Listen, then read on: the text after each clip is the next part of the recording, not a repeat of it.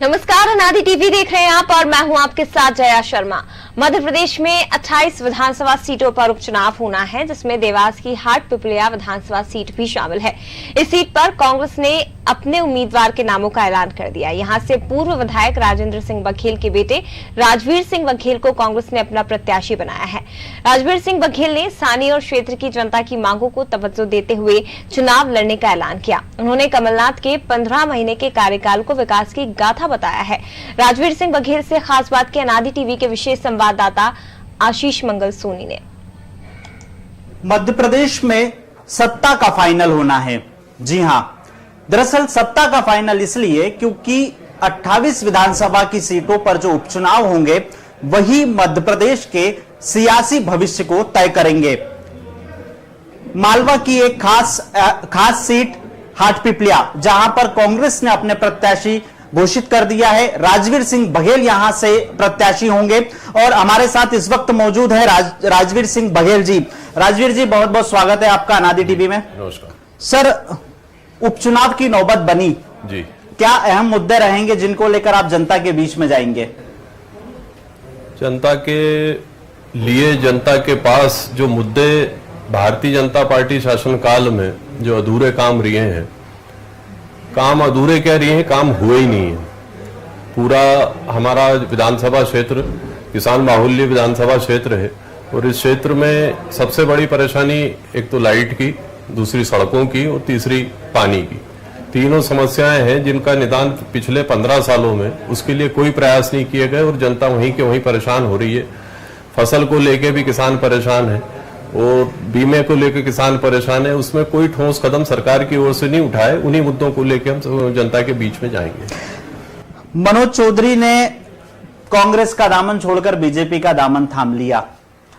आप क्षेत्र में जनसंपर्क पर जा रहे होंगे, क्या मैसेज मिल रहा है जनता की तरफ से और आप किस तरह देखते हैं इस मुद्दे को? क्योंकि कांग्रेस बार बार ये कह रही है कि बिकाऊ नहीं टिकाऊ प्रत्याशी चाहिए।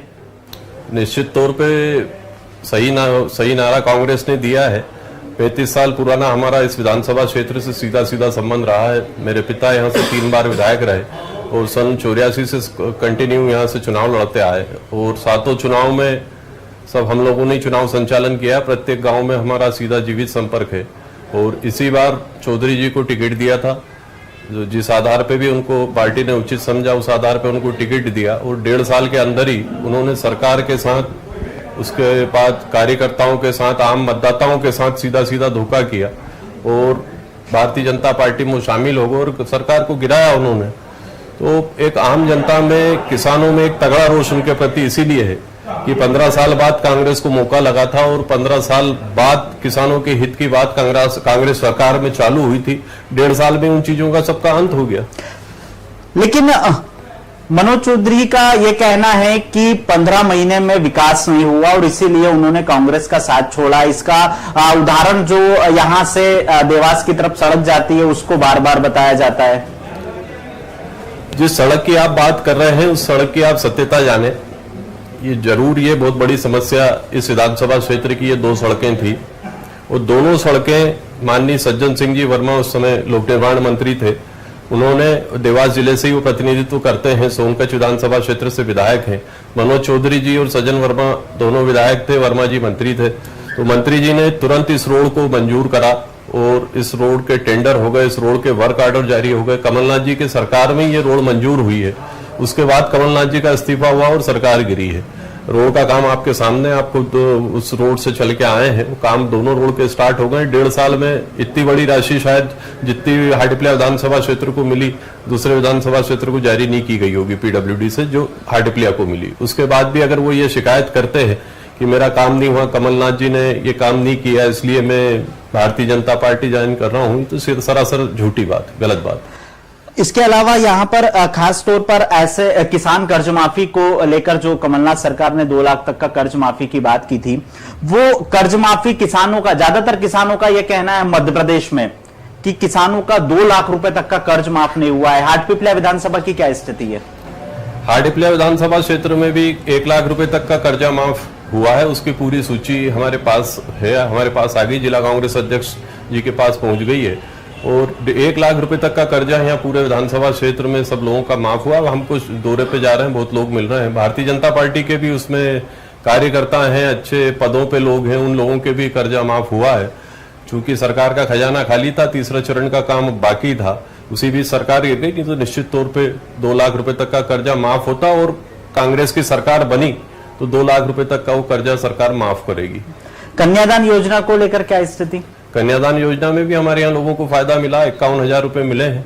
तो लॉकडाउन में आप समझते हैं कि अभी शादियों का दौर किस तरीके से गुजरा। जिन लोगों के पेपर्स कंप्लीट थे, जिन लोग उस पात्रता में आते थे, उनको बराबर 51,000 रुपए इस विधानसभा क्षेत्र में मिला। लेकिन बीजेपी आरोप लगा रही है कि केवल दिखावे के लिए 51,000 किया था, किसी को फायदा नहीं हुआ है। देखिए, अभी हमारे पूर्व मुख्यमंत्री जी सम्मानीय कमलनाथ जी ने 2 दिन पहले ही सांवेर विधानसभा में सभा में बोला था कि मुंह चलाने में और सरकार चलाने में बहुत अंतर है। तो मैं भी वही दोहराना चाहूंगा कि मुंह चलाना आसान है, सरकार चलाना मुश्किल है। जो वादे कमलनाथ जी ने पूरे जो चालू मतलब जो वचन पत्र में जो वादे किए थे, निश्चित तौर पे उनका पालन किए हुआ है और वो आम आदमी तक उसका फायदा पहुंचा है। किसानों को उन चीजों का फायदा मिला है। बिजली बिल आप देख लीजिए, बिजली बिल जहां लोगों के 600, 700, 1000 रुपए तक आते थे, वो 100 यूनिट में 100 रुपए सीधा फायदा किसान को उसमें मिला। गेहूं का भाव आप देख लीजिए, 1500, 1600 रुपए आज है, पहले भी यही था, कमलनाथ जी सरकार में 2500 तक पहुंचा। प्याज का भाव देख लीजिए आप, सब चीजों में किसान को सीधा लाभ हुआ। दूध का भाव देख लीजिए आप, दूध 7 रुपए फेट उन्होंने कर दिया था, उस दूध को वापस भारतीय जनता पार्टी के शासनकाल में 5 रुपए पे आ गया। किसान सब तरफ से तो मर रहा है। सोयाबीन की फसल आपके सामने पूरी खत्म हो गई है। अभी बीमा का राशि जो कमलनाथ जी ने मंजूर की थी, जिसका प्रीमियम कमलनाथ जी ने डाला था, वो बीमा राशि जारी कर रहे हैं, उसमें भी आदेश दे दिया है कि उसमें से कर्जे की राशि काट ली जाए। तो किसान जाएगा कहां? इसीलिए इस क्षेत्र में कितने किसानों ने भी आत्महत्या कर ली। तो किसानों का आक्रोश है। किसान निश्चित तौर पे भारतीय जनता पार्टी को सबक सिखाएगी इस चुनाव में। आपने कहा कि आम आदमी तक 15 महीने की कमलनाथ सरकार पहुंची, लेकिन अपने विधायकों तक पहुंच नहीं बना पाई। क्या यही वजह रही कि इन विधायकों को साथ छोड़ना पड़ा? नहीं, इसमें कुछ मैं तो नहीं मानता। कमलनाथ जी जैसा सीनियर लीडर जो इतने लंबे समय से कांग्रेस की राजनीति में जिनकी दखलंदाजी शीर्ष तक रही है, उस व्यक्ति से ऐसी चूक हो जाए, ऐसा संभव नहीं है। 230 विधायकों में और कांग्रेस के जो जितने विधायक हैं, उनमें से ये केवल ये 22 लोग ही ऐसे थे कि जो संतुष्ट नहीं थे। 1.5 साल जिनको बने के विधायक बने के हुआ नहीं, जो पंच तक नहीं बने, सीधे विधायक जनता ने जिनको बनाया है, वो 1.5 साल के अंदर ही वो सब उन्होंने तोल बोल कर लिया। इसमें कुछ व्यक्तिगत फायदे लोगों के थे और मैं तो सीधा सीधा यही बोलूंगा कि अपने व्यक्तिगत स्वार्थ के पीछे उन्होंने कांग्रेस को छोड़ा है और कांग्रेस की ओर से ऐसा या पार्टी के कोई शीर्ष नेताओं की तरफ से ऐसी कोई चीज नहीं है। 1985 में राजेंद्र सिंह बघेल जी ने पहला चुनाव जीता। उसके बाद लगातार इस क्षेत्र में राजपूत, सैंधव, ब्राह्मण समाज के नुमाइंदे रहते रहे हैं। अब इस चुनाव में क्या किस तरह देखते हैं आप इस चुनाव को वोटों के समीकरण के लिहाज से? यह इस विधानसभा क्षेत्र में जातिगत समीकरण ऐसा कुछ मायने नहीं रखता है। यहाँ से सभी जाति के लोगों ने प्रतिनिधित्व किया है। सैंधव समाज ने भी यहाँ से प्रतिनिधित्व किया, राजपूत समाज ने यहाँ से प्रतिनिधित्व किया, ब्राह्मण समाज ने प्रतिनिधित्व किया और अभी मनोज चौधरी ने खाती समाज से प्रतिनिधित्व किया। यहाँ व्यक्ति विशेष की पहचान होती है और जो व्यक्ति काम करता है उसको पब्लिक साथ देती है। 3 चुनाव मेरे पिता यहाँ से विधायक रहे हैं और 2 चुनाव हारे, वो भी चौधरी जी के कारण। क्षेत्र का हर आदमी जानता है उस टाइम पे भी इन्होंने इसी तरीके की धोखाधड़ी की। एक बार इनके पिताजी निर्दलीय रूप से चुनाव लड़ लिए कांग्रेस छोड़ के, उसमें 220 वोट से हम चुनाव हारे थे और इनके पिताजी उस टाइम पे कांग्रेस के 20,000 वोट जाति के ले गए थे। वो उसके दूसरे चुनाव में भी इन्होंने सैबोटेज किया। इस तरीके से करीब 2 चुनावों में पहले भी इन्होंने नुकसान पहुंचाया। तो कांग्रेस की सीटें बहुत अच्छे से यहाँ कांग्रेस को समर्थन मिलेगा। आखिरी सवाल राजवीर जी। पहले मनोज चौधरी का जब टिकट फाइनल नहीं हुआ था, बीजेपी में वो आ गए थे और ये औपचारिक तौर पर ऐलान हालांकि अभी भी नहीं हुआ है। मनोज चौधरी के आने के बाद दीपक जोशी की कांग्रेस से नजदीकियां, चाहे उनके बयानों को लेकर हो या भारतीय जनता पार्टी से नाराजगी को लेकर हो, अब क्या स्थिति है? क्योंकि दीपक जोशी जी अब तो भाजपा में, हालांकि वो कांग्रेस में भी जाने के संकेत कुछ दे चुके थे, लेकिन स्पष्ट तौर पर नाराजगी उनकी खुलकर सामने आती थी देवास या हाटपिपलिया में, लेकिन भोपाल में आकर वो चुप्पी साध लेते थे। कांग्रेस ने अब आपको प्रत्याशी बनाया है, तो यहां पर इस तरह की बातें भी निकलकर सामने आ रही होगी कि बाहरी प्रत्याशी को नहीं या दूसरे दल से कांग्रेस में नहीं आना चाहिए। राजवीर सिंह पर भरोसा जताया है। आप जानते हैं भाई साहब कि कैलाश जोशी एक देवास जिले में उज्जैन संभाग में ही क्या पूरे मध्य प्रदेश में एक बड़ा नाम है। प्रदेश के पूर्व मुख्यमंत्री वो रहे हैं और हाटपिपलिया उनका गृहनगर है और माननीय दीपक जोशी जी उनके सुपुत्र हैं, जो यहाँ से विधायक भी रहे और शिक्षा मंत्री भी रहे। इस गांव में, इस क्षेत्र में उनकी एक अलग पहचान है। आप जानते हैं कि जो सीट उनकी विरासत में थी उस पर अचानक कोई आके बाहर से कोई चुनाव लड़ने के लिए पार्टी थोप दे, स्वाभाविक है नाराजगी रहती है।